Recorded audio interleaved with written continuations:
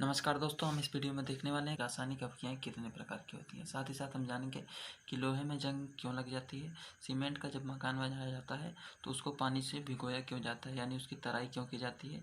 चूनों को जब ठंडे पानी में मिलाया जाता है तो वह चूने का पानी गर्म क्यों हो जाता है। चिप्स के पैकेटों में हवा क्यों भरी जाती है। तो चलिए देखते हैं ये घटनाएँ क्यों होती हैं। तो रासायनिक अभिक्रियाएँ कितने प्रकार की होती हैं। रासायनिक अभिक्रियाओं को उनकी समानता और भिन्नता के आधार पर कई भागों में बांटा गया है। जैसे कुछ अभिक्रियाएं होती हैं जो मिल करके एक नया यौगिक बना देती हैं। कुछ अभिक्रियाएं ऐसी होती हैं जिनमें एक यौगिक टूट करके दो या दो से अधिक भागों में बँट जाता है। कुछ अभिक्रियाएं ऐसी होती हैं जिनको संपन्न कराने के लिए ऊष्मा की आवश्यकता होती है। तो कुछ अभिक्रियाएं ऐसी होती हैं जो संपन्न होने के बाद ऊष्मा देती हैं। तो इसी आधार पर उन्हें कई भागों में बांटा गया है। इनमें रासायनिक अभिक्रियाओं को हमें कई में समानता देखने को मिल सकती है। तो चलिए शुरू करते हैं। सबसे पहले है हमारी योगात्मक अभिक्रियाएं, एडिशन रिएक्शन। तो योगात्मक अभिक्रियाएं क्या होती हैं। योगात्मक अभिक्रियाएं वे अभिक्रियाएं जिनमें दो या दो से अधिक पदार्थ संयोग करके यानी मिल करके केवल एक नया पदार्थ बनाती हैं, उनको हम योगात्मक अभिक्रिया कहते हैं। उदाहरण देखिए, सल्फर को जब ऑक्सीजन की उपस्थिति में जलाया जाता है तो क्या बनता है, सल्फर डाइऑक्साइड। ये एक योगात्मक अभिक्रिया है। एक पदार्थ ए, एक तत्व ए, एक तत्व ए, दोनों संयोग करके सल्फर डाइऑक्साइड बना रहे हैं। अगला उदाहरण देखते हैं, कैल्शियम ऑक्साइड बिना बुझा चूना, जिसे हम कली चूना कहते हैं। ये जब जल से रिएक्ट करता है तो बनाता है कैल्शियम हाइड्रोक्साइड, CaOH का होल ट्वाइस, CaOH का होल ट्वाइस कैल्शियम हाइड्रोक्साइड। और कैल्शियम हाइड्रोक्साइड के साथ साथ ऊष्मा भी हमें देता है, ऊर्जा, ऊष्मा या ऊर्जा कुछ भी कह लें। तो ये भी एक योगात्मक अभिक्रिया क्योंकि इसमें एक पदार्थ बन रहा है। कौन सा पदार्थ, कैल्शियम हाइड्रोक्साइड, जिसका हम पेंट करने में उपयोग करते हैं, चूना लगाने में। तीसरा उदाहरण देख लेते हैं, ये है एथिलीन। एथिलीन में जब हाइड्रोजन मिलाया जाता है निकिल उत्प्रेरक की उपस्थिति में। उत्प्रेरक क्या होता है, ऐसे यौगिक जो रासायनिक अभिक्रिया में भाग तो नहीं लेते किंतु रासायनिक अभिक्रिया की दर को अभिक्रिया के संपन्न होने की दर को बढ़ा देते हैं। अभिक्रिया तेजी से होने लगती है। जब एथिलीन में हाइड्रोजन को मिलाया जाता है और उसमें निकिल डाल दिया जाता है तो निकिल तो रिएक्ट नहीं करता, लेकिन इन दोनों के रिएक्ट करने के दर को बढ़ा देता है। और ये अभिक्रिया अगर 300 डिग्री सेल्सियस पे करी जाती है तो बनता है हमारा एथेन बनता है। तो ये भी एक योगात्मक अभिक्रिया है। तो योगात्मक अभिक्रिया वे अभिक्रिया होती हैं जिनमें दो या दो से अधिक पदार्थ संयोग करके एक नया पदार्थ बनाते हैं, इसे हम योगात्मक अभिक्रिया कहते हैं। तो चलिए हम बढ़ते हैं अब अगले अभिक्रिया की तरफ। तो अगला अभिक्रिया है, जिस प्रकार हमारा योगात्मक अभिक्रिया है कि दो पदार्थों के संयोग से एक नया पदार्थ बनता है, उसी तरह से कुछ अभिक्रियाएं ऐसी भी हैं जिनमें एक पदार्थ जो है वो टूटकर दो पदार्थों में विभक्त हो जाता है। एक पदार्थ जो है वो टूटकर दो से अधिक पदार्थों में विभक्त हो जाता है, दो से अधिक भागों में, यौगिकों में विभक्त हो जाता है। तो इसको हम कहते हैं अपघटन अभिक्रिया। तो चलिए देखते हैं अपघटन अभिक्रिया क्या होती है।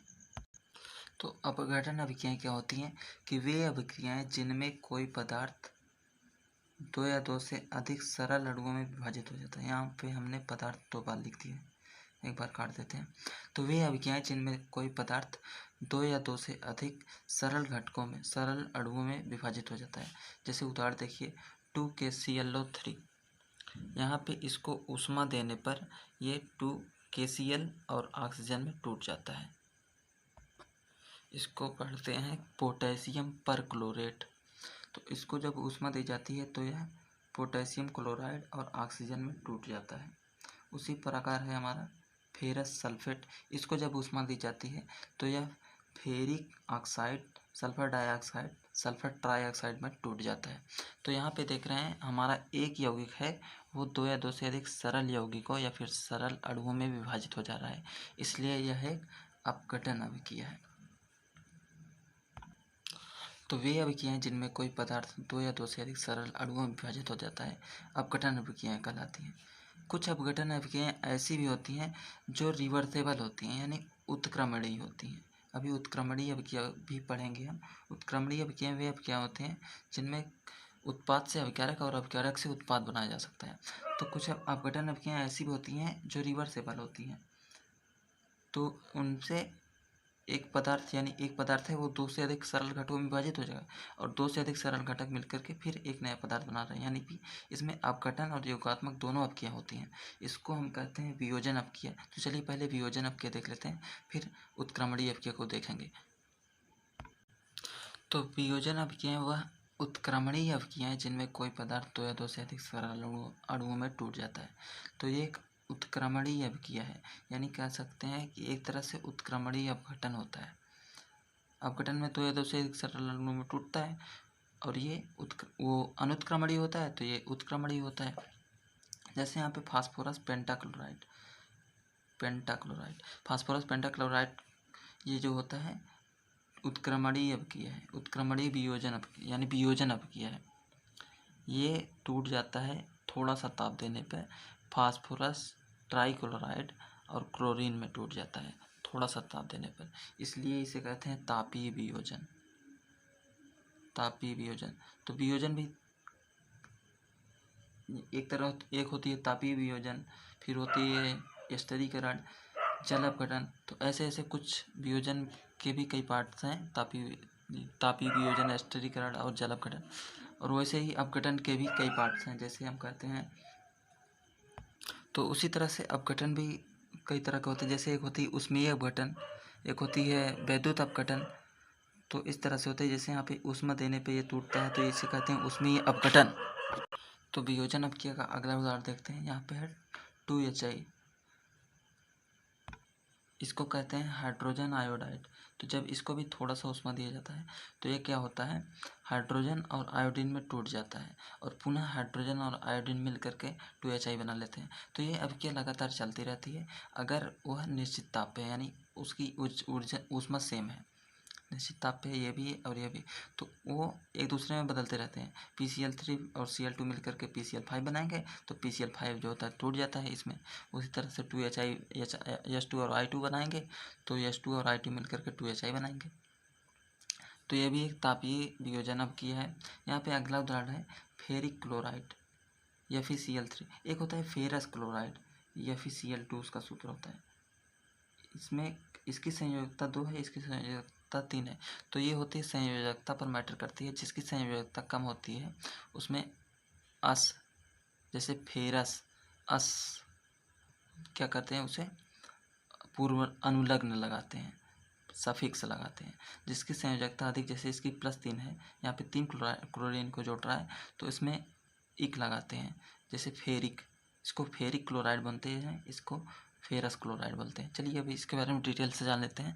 तो यहाँ पे जब इसका जल अपघटन किया जाता है तो ये बनाता है FeOH का होल थ्राइस, फेरिक हाइड्रोक्साइड और HCl हाइड्रोक्लोरिक एसिड।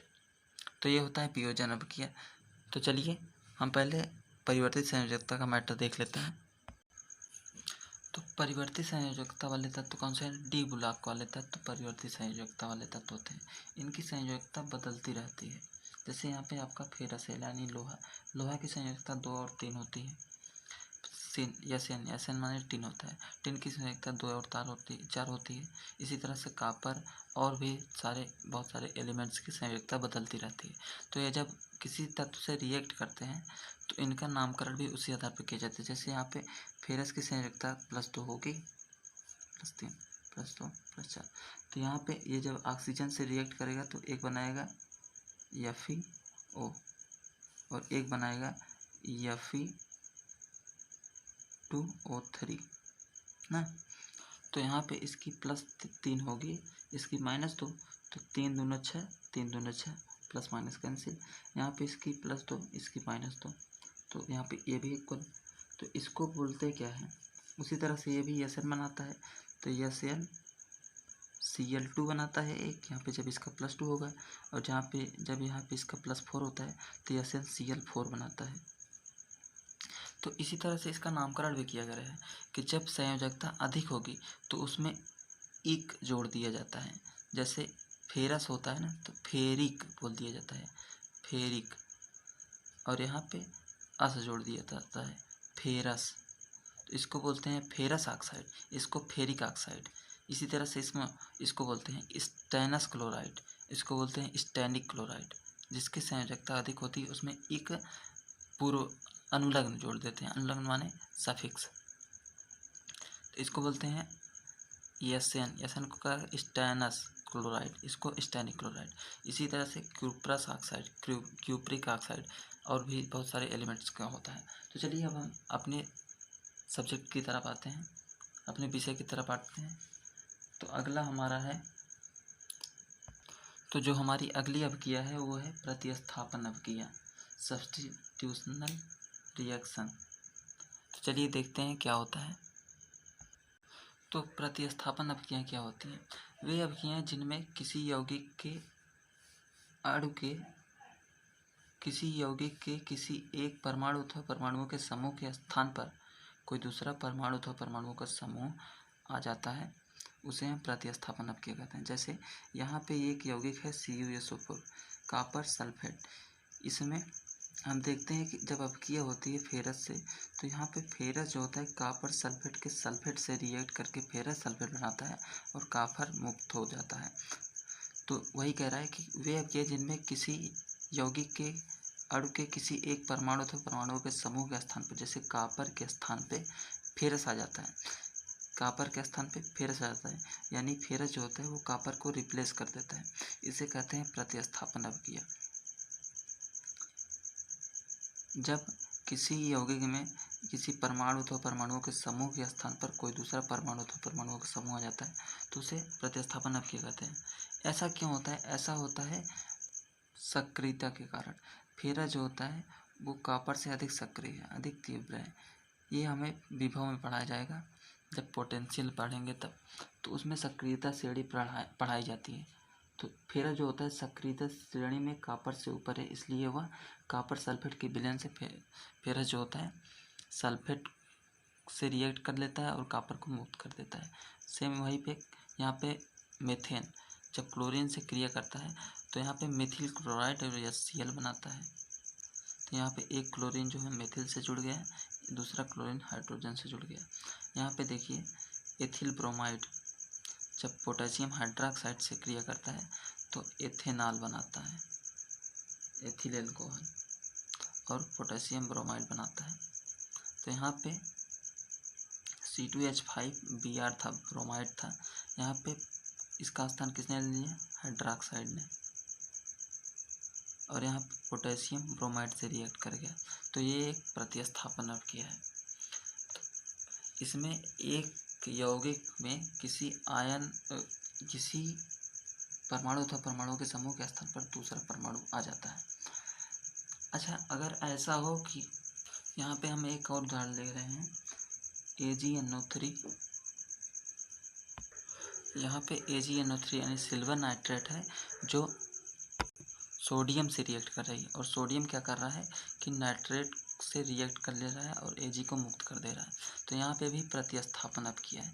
लेकिन अगर हम यहीं पे रिएक्शन कराएं AgNO3 यानी सिल्वर नाइट्रेट का NaCl सोडियम क्लोराइड के साथ, तो अब देखिए ये रिएक्ट करेगा नाइट्रेट के साथ, यानी सक्रिय है, चूँकि सोडियम सक्रिय है सिल्वर से और यहाँ पे नाइट्रेट ज़्यादा सक्रिय है क्लोरीन से। तो यहाँ पे सोडियम जो होगा नाइट्रेट से क्रिया करेगा और बाकी बचेगा Ag, तो जो Cl से अवक्रिया कर लेगा। तो यहाँ पे बनाएगा AgCl सिल्वर क्लोराइड। तो क्या अभी ये भी प्रतिस्थापन अवक्रिया है? नहीं, प्रतिस्थापन अवक्रिया ये नहीं, इसको कहते हैं हम उभय अपघटन अवक्रिया। जहाँ पे अवक्रिया में आयनों की अदला बदली की जाती है उसे हम कहते हैं उभय अपघटन अवक्रिया। यहाँ पे सोडियम इसके साथ जुड़ रहा है, सिल्वर इस क्लोरीन के साथ जुड़ रहा है, तो यहाँ पे आयनों की अदला बदली चल रही है, एक्सचेंज ऑफर चल रहा है। इसको हम कहते हैं उभय अपघटन अवक्रिया, डबल डिकम्पोजिशन। और बाकी अगर यहाँ पे देखिए आयनों की कोई अदला बदली नहीं हो रही, जो सक्रिय है वही इसका स्थान ले रहा है, इसको कहते हैं प्रतिस्थापन। दोनों में यही फर्क है। तो एक बार लिख देते हैं। तो उभय अपघटन अवक्रियाएं जिन अवक्रियाओं में यौगिकों के आयनों की अदला बदली होती है उसे उभय अपघटन अवक्रिया कहते हैं। जैसे यहाँ पे आप देख सकते हैं सिल्वर नाइट्रेट सोडियम क्लोराइड से अवक्रिया करके सिल्वर क्लोराइड AgCl और सोडियम नाइट्रेट बनाता है। उसी तरह से यहाँ पे CH3COOH NaOH के साथ रिएक्ट करके CH3COO Na और HOH बनाता है, यानी जल बनाता है। तो यहाँ पे आप देख सकते हैं कि आयनों की अदला बदली चल रही है। यहाँ पे उभय अपघटन अभिक्रिया है। तो यहाँ पे हमने समझा कि प्रतिस्थापन अभिक्रिया में कोई दूसरा तत्व किसी तत्व को, किसी यौगिक में से उस तत्व को प्रतिस्थापित कर देता है। तो यहाँ पे भी प्रतिस्थापन एक तरह से चलता है, फिर इसको अपघटन क्या को कहते हैं। देखिए अपघटन इसलिए कहते हैं क्योंकि Ag सिल्वर नाइट्रेट यहाँ पे देखिए एक तरह से ध्रुवीय विलायक है। तो जब किसी ध्रुवीय विलायक में कोई वैद्युत अपघट्य घोला जाता है तो उसका अपघटन हो जाता है। तो इसमें अपघटन होता है, अपघटन अभिक्रिया होती है। तो यहाँ पे एक्सचेंज ऑफर भी चल रहा है और अपघटन भी चल रहा है, तो इसीलिए कहते हैं उभय अपघटन अभिक्रिया है, दोनों तरह से अपघटन हो रहा है। तो आप समझ गए होंगे कि उभय अपघटन क्या होता है। अब चलिए हम बढ़ते हैं अनुत्क्रमणीय अभिक्रिया और उत्क्रमणीय अभिक्रिया की तरफ। तो अनुत्क्रमणीय अभिक्रियाएं वे अभिक्रियाएं जो केवल एक ही दिशा में संपन्न हो, यानी जिनमें अभिकारक से केवल उत्पाद प्राप्त किया जा सके, उत्पाद से अभिकारक नहीं। तो अभी तक हमने जितनी भी अभिक्रियाएं पढ़ी वियोजन को छोड़ करके, वे सभी अनुत्क्रमणीय अभिक्रियाएं थी, वियोजन को छोड़ करके। जैसे हमने पढ़ा संयोजन अभिक्रिया, कार्बन जब ऑक्सीजन में जलता है तो कार्बन डाइऑक्साइड बनाता है। इसी तरह से मैग्नीशियम ऑक्साइड में जलता है, ऑक्सीजन की उपस्थिति में जलता है, मैग्नीशियम डाइऑक्साइड बनाता है। हमने समझा प्रतिस्थापन अभिक्रिया CuSO4 के विलयन से Fe को विस्थापित कर देता है, यहाँ पे FeSO4 बनाता है और Cu बनाता है। तो यह भी एक अनुत्क्रमणीय अभिक्रिया, क्योंकि ये सिर्फ एक ही दिशा में संभव हो रही है। जब दोनों दिशाओं में हो, आगे पीछे दो तीर का निशान हो, तो उसे हम कहेंगे उत्क्रमणीय अभिक्रिया। हमने अपघटन अभिक्रिया पढ़ी थी, 2KClO3 पोटेशियम परक्लोरेट को जब ऊष्मा दी गई तो यह KCl और ऑक्सीजन में टूट गया ऊष्मा देने पर। तो ये सभी अनुत्क्रमणीय अभिक्रिया थी। अब चलिए उत्क्रमणीय अभिक्रिया देख लेते हैं। उत्क्रमणीय अभिक्रिया और के कुछ उदाहरण भी देख लेते हैं। तो उत्क्रमणीय अभिक्रिया रिवर्सिबल रिएक्शन वे अभिक्रियाएं जो दोनों दिशाओं में संभव हों, दोनों दिशाओं में, यानी उत्पाद से अभिकारक और अभिकारक से उत्पाद बनता रहे समान परिस्थिति में। वे अभिक्रियाएं जो समान परिस्थिति में दोनों दिशाओं में संभव हो। यहाँ पे समान परिस्थिति लिखना चाहिए था लेकिन नहीं लिखे, भूल गए। तो यहाँ पे हमने वियोजन अभिक्रिया पढ़ी थी, तो वियोजन अभिक्रिया के जितने भी उदाहरण हैं वे सभी उत्क्रमणीय हैं। जैसे हम फास्फोरस पेंटाक्लोराइड का लिए थे, थोड़ी सी ऊष्मा देने पे ये फास्फोरस ट्राइक्लोराइड और क्लोरीन में चेंज हो जाता है। तो ये दोनों मिलकर के फिर फास्फोरस पेंटाक्लोराइड बनाते हैं। दूसरे रहते हैं NH4Cl अमोनियम क्लोराइड, ये भी थोड़ी सी ऊष्मा देने पर अमोनियम और HCl में टूट जाता है। और उदाहरण क्या लिया था 2HI का, तो 2HI हाइड्रोजन आयोडाइड H2 और I2। तो ये थी उत्क्रमणीय अभिक्रिया जो दोनों दिशाओं में संभव हो। अब चलिए हम बढ़ते हैं ऊष्मक्षेपीय अभिक्रिया और ऊष्मशोषीय अभिक्रिया की तरफ। ऊष्मक्षेपीय अभिक्रिया क्या होती है, ऊष्मशोषीय अभिक्रिया क्या होती है। तो ऊष्मक्षेपीय अभिक्रियाएं ऐसी अभिक्रिया जिसमें ऊर्जा निर्मुक्त होती है, यानी अभिक्रिया के दौरान जब उत्पाद बनते हैं तो ऊर्जा हमें प्राप्त होती है। तो ऐसी अभिक्रियाओं को ऊष्मक्षेपीय अभिक्रिया कहते हैं। जैसे हाइड्रोजन जब गैसीय अवस्था में लिया जाए, ऑक्सीजन गैसीय अवस्था में, तो ये दोनों जब मिलाए जाते हैं तो जल बनता है लिक्विड अवस्था में और मिलता है 136.8 किलो कैलोरी ऊर्जा। बहुत ऊर्जा मिलती है क्योंकि हाइड्रोजन जलता है और ऑक्सीजन जलाने में मदद करता है, इसलिए 136.8 किलो कैलोरी ऊर्जा हमें प्राप्त होती है। इसीलिए यह अभिक्रिया हमें बाहर नहीं करना चाहिए। अभिक्रिया में इसे छोटे स्तर पर किया जाता है और विशेष सावधानियों के साथ किया जाता है। हाइड्रोजन और ऑक्सीजन को जब मिलाया जाता है, ये काफ़ी खतरनाक भी सिद्ध हो सकता है अजनबी लोगों के लिए। और दूसरी अभिक्रिया कैल्शियम ऑक्साइड को जब जल में मिलाया जाता है तो कैल्शियम हाइड्रोक्साइड बनता है, यानी बिना बुझा चूना को जब हम जल में मिलाते हैं तो बुझा हुआ चूना मिलता है और हमें ऊर्जा प्राप्त होती है, ऊष्मा प्राप्त होती है। इसीलिए चूने को जब पानी में डालते हैं तो उबाल मारने लगता है, यानी चूने का पानी गर्म हो जाता है और इसका उपयोग पेंट करने के लिए किया जाता है, साथ ही साथ इससे ऊष्मा प्राप्त होती है। तीसरा है यहाँ पे कार्बन नहीं है, ग्रेफाइट है। ये ग्रेफाइट को जब ऑक्सीजन की उपस्थिति में जलाते हैं तो कार्बन डाइऑक्साइड गैस तो बनती है लेकिन हमें 94 किलो कैलोरी ऊर्जा प्राप्त होती है। तो ये होती है ऊष्मक्षेपीय अभिक्रियाएं। अब चलिए देखते हैं ऊष्मशोषीय अभिक्रियाएं। यहाँ पे एक और रिएक्शन होता है जैसे सीमेंट। तो सीमेंट में जब पानी मिलाया जाता है तो क्या होता है, ऊष्मक्षेपीय अभिक्रिया ही होती है।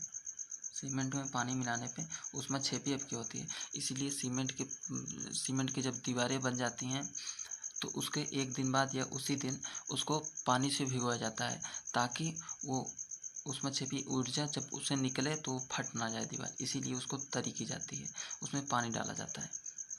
और सीमेंट में कुछ जिप्सम की मात्रा भी मिला दी जाती है, मिलाई रहती है, जहाँ से सीमेंट बन के आता है, ताकि सीमेंट जल्दी ना जमे, पानी के से संयोग करके जल्दी ना जमे, इसलिए उसमें जिप्सम मिलाया जाता है। क्या मिलाता जाता है? जिप्सम। तो चलिए अब हम आगे बढ़ते हैं और देखते हैं ऊष्माशोषी अपव्यय क्या होती हैं। तो ऊष्माशोषी अपव्यय ऐसी अपव्यय हैं जिनमें ऊर्जा यानी ऊष्मा की अवशोषण होता है, अवशोषित किया जाता है। ऐसी अपव्यय जिन्हें संपन्न कराने के लिए हमें ऊर्जा देनी पड़ती है, उसको हम कहते हैं ऊष्माशोषी अपव्यय। जैसे नाइट्रोजन को जब ऑक्सीजन की उपस्थिति में जलाया जाता है, ऑक्सीजन कम मात्रा में हो, तो उससे 42 किलो कैलोरी ऊर्जा दी जाती है, तो यहाँ पे नाइट्रोजन मोनोऑक्साइड बनता है। तो यहाँ पे ऊष्माशोषी अपव्यय है। उसी तरह से जब पेड़ पौधे सूर्य ऊर्जा और पर्णहरित की मदद से कार्बन डाइऑक्साइड अंदर लेते हैं और जल की उपस्थिति में बनाते क्या हैं? ग्लूकोज और ऑक्सीजन। तो यह भी एक अवशोषी अपव्यय, ऊष्माशोषी अपव्यय है। देखिए, कार्बन डाइऑक्साइड के 6 अणु जल के 6 अणु मिलते हैं, और साथ ही साथ अगर सूर्य ऊर्जा और पर्णहरित दोनों पौधों के पास है तो वे बनाते हैं ग्लूकोज और ऑक्सीजन। अन्यथा अगर सूर्य ऊर्जा नहीं होती है तो ग्लूकोज नहीं बनता है। तो ये भी एक ऊष्माशोषी अपव्यय है। PCl5 फास्फोरस पेंटाक्लोराइड, जो हमने वियोजन में पढ़ा था, और उत्क्रमणीय अपव्यय में भी पढ़ा था ये रिएक्शन, ये भी एक ऊष्माशोषी अपव्यय, क्योंकि इसमें ऊष्मा की थोड़ी मात्रा की ज़रूरत होती है, लेकिन ज़रूरत होती है, जो इसको तोड़ने में मदद करती है, इसको वियोजित करने में, अलग करने में, अपघटित करने में मदद करती है। तो अब हमने समझा ऊष्माशोषी और ऊष्माक्षेपी अपव्यय। अब हम बढ़ते हैं अपचयन अपव्यय और उपचयन अपव्यय। ये हमारी लास्ट अपव्यय हैं। तो चलिए देखते हैं। तो ऑक्सीकरण किसे कहते हैं? किसी पदार्थ में ऑक्सीजन का जुड़ना ऑक्सीकरण कहलाता है। किसी पदार्थ में ऑक्सीजन या ऋण विद्युतीय तत्व का जुड़ना ऑक्सीकरण कहलाता है, लेकिन यहाँ पे हम डिटेल में नहीं जाएंगे। तो चलिए, ऑक्सीजन का जुड़ना ऑक्सीकरण कहलाता है। यहाँ पे देखिए, कापर को जब ऑक्सीजन में जलाया जाता है, ताप दिया जाता है, कापर पीले रंग का होता है।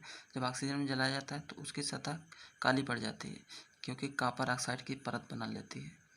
दूसरा उदाहरण देखिए, कार्बन को जब ऑक्सीजन में जलाया जाता है तो कार्बन डाइऑक्साइड बनता है, यहाँ भी ऑक्सीकरण अपव्यय है। और तीसरा उदाहरण देखिए, यहाँ पे है ग्लूकोज। तो ग्लूकोज को जब जब इसका ऑक्सीकरण होता है, ग्लूकोज का जब ऑक्सीकरण होता है हमारे शरीर में, तो हमें क्या बनता है? कार्बन डाइऑक्साइड बनता है। तो जब ग्लूकोज का ऑक्सीकरण होता है तो कार्बन डाइऑक्साइड और जल बनता है हमारे शरीर में। साथ ही साथ 673 किलो कैलोरी ऊर्जा में प्राप्त होती है। एक ग्लूकोज अणु के ऑक्सीकरण से हमें 673 किलो कैलोरी ऊर्जा प्राप्त होती है। लेकिन अगर जब हमारा पूर्ण ऑक्सीकरण नहीं होता, अपूर्ण ऑक्सीकरण होता है, तो हमें ऊर्जा कम मिलती है, लगभग 83 किलो कैलोरी ऊर्जा ही मिल पाती है, जब इसका अपूर्ण ऑक्सीकरण अपव्यय होती है। अपूर्ण ऑक्सीकरण अपव्यय कब होती है? जब हम बहुत ज़्यादा दौड़ देते हैं, थकान हमें महसूस होती है, तब हमारे शरीर में ऑक्सीजन का संचार सही से नहीं हो पाता, कार्बन डाइऑक्साइड रह जाता है, जिसके कारण अपूर्ण ऑक्सीकरण होता है। और हमारे शरीर में यहाँ पे जल ना बन के पायरुविक एसिड बन जाता है, और हमें ऊर्जा की मात्रा बहुत कम मिलती है, जिसके कारण हमारी मांसपेशियों में थकान महसूस पड़ती है और हमें थकान लगती है। तो ये कारण होता है। तो ये भी एक ऑक्सीकरण का उदाहरण है। तो अब दूसरा उदाहरण अपचयन का देख लेते हैं। तो अपचयन अपव्यय यानी रिएक्शन क्या होता है? तो अपचयन अपव्यय किसी पदार्थ में हाइड्रोजन का जुड़ना अपचयन कहलाता है। जैसे कॉपर ऑक्साइड जब हमें मिला तो वो काले रंग का था, यानी उसकी सतह काली हुई थी। तो इसे क्या करते हैं? इसको गर्म कर देते हैं कॉपर ऑक्साइड को, और उसमें हाइड्रोजन गैस छोड़ने पर क्या बनता है? कॉपर और जल बन जाता है, और उसकी सतह पुनः भूरी हो जाती है। तो ये एक इसमें हाइड्रोजन जुड़ रहा है, तो इसको कहते हैं अपचयन, यानी CuO का अपचयन, कॉपर ऑक्साइड का अपचयन हो रहा है। दूसरा उदाहरण, क्लोरीन में जब हाइड्रोजन गैस मिलाई जाती है, यहाँ पे HCl गैस बनती है, तो यहाँ पे भी क्लोरीन का अपचयन हो रहा है। तो किसी पदार्थ में हाइड्रोजन का जुड़ना अपचयन, किसी पदार्थ में ऑक्सीजन का जुड़ना ऑक्सीकरण कहलाता है। लोहे में जंग लगना ऑक्सीकरण का ही उदाहरण है। जैसे यहाँ पे हम लोहे का जंग लगना भी देख लेते हैं। तो यहाँ 4Fe3O2 से रिएक्ट करके क्या बनाता है, 2Fe2O3, जहाँ पे इसे जंग कहते हैं। क्या कहते हैं, जंग। तो जब ये ऑक्सीजन या नमी की उपस्थिति में आता है तो लोहे में जंग लगती है, जिसे ऑक्सीकरण का उदाहरण है। जंग लगना, लोहे में जंग लगना ऑक्सीकरण का उदाहरण है। तो ये था ऑक्सीकरण और अपचयन। जब ऑक्सीकरण और अपचयन अपक्रियाएं दोनों एक साथ होती हैं तो हमें उसे रेडॉक्स रिएक्शन कहते हैं। उसका भी एक उदाहरण देख लेते हैं। तो यहाँ पे देखिए, जब ऑक्सीकरण और अपचयन दोनों अपक्रियाएं एक साथ होती हैं तो उसे हम रेडॉक्स रिएक्शन कहते हैं। जैसे यहाँ पे कॉपर ऑक्साइड जल से जब इसको गर्म किया जाता है और हाइड्रोजन मिलाया जाता है तो यहाँ पे कॉपर और जल बनता है। तो यहाँ पे ऑक्सीजन जो है हाइड्रोजन में जुड़ रहा है, यानी हाइड्रोजन का क्या हो रहा है, ऑक्सीकरण हो रहा है। लेकिन कॉपर ऑक्साइड से ऑक्सीजन निकल रहा है, यानी इसका अपचयन हो रहा है। अपचयन कैसे हो रहा है, किसी पदार्थ में ऑक्सीजन के जुड़ने या फिर हाइड्रोजन के निकलने को ऑक्सीकरण कहते हैं। और वहीं पे अपचयन किसे कहते हैं, किसी पदार्थ में हाइड्रोजन के जुड़ने या फिर ऑक्सीजन के निकलने को अपचयन कहते हैं। तो यहाँ पे ऑक्सीजन निकल रहा है इसलिए यह अपचयन है और ये ऑक्सीकरण। तो यहाँ पे ऑक्सीकरण और अपचयन दोनों अपक्रिया एक साथ हो रही है, इसलिए इसे रेडॉक्स अभिक्रिया कहते हैं। हम यहाँ पे ऑक्सीकरण और अपचयन पे डिटेल वीडियो किसी दूसरे दिन बनाएंगे, तो उसको हम अलग से वीडियो बना के समझा देंगे। फिलहाल आज के लिए इतना ही, फिर मिलेंगे अगले वीडियो में। तब तक के लिए जय हिंद।